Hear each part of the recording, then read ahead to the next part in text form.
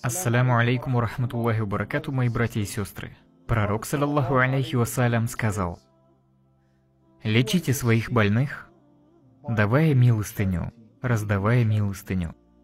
Если болен, давай милостыню, чтобы пречистый Всевышний Аллах исцелил тебя и тех, кто страдает вокруг тебя». Печальный момент относительно этого хадиса в том, что многие из вас ограничивают смысл слова «больной» физической стороной. Но по сути-то мы все больны. Духовно больны. У всех у нас проблемы.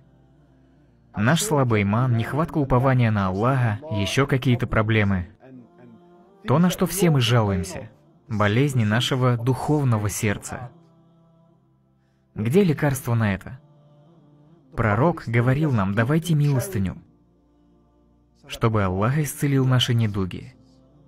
Смотрите, пророк, саллаллаху алейхи вассалям, сказал: «Пречистый Всевышний Аллах любит маленькие дела, совершаемые регулярно, больше, чем большие дела, изредка». Нам с вами легко эмоционально возбудиться. Ролик посмотрел, сходил, лекцию послушал, воодушевился и сделал поступок, которым Аллах доволен. И до следующего такого раза месяцы, а то и годы могут пройти.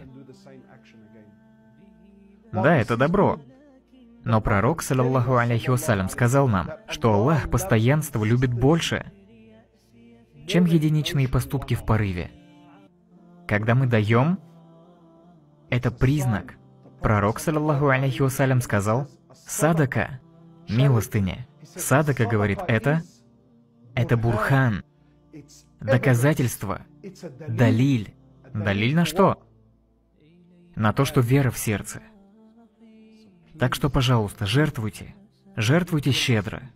И присоединяйтесь к тому, что будете регулярно делать, а не единожды. Мы предлагаем вам стать частью проекта и поучаствовать в распространении нашей религии. Пророк, да благословит его Аллах и приветствует, сказал: указывающий на благое подобен совершившему его.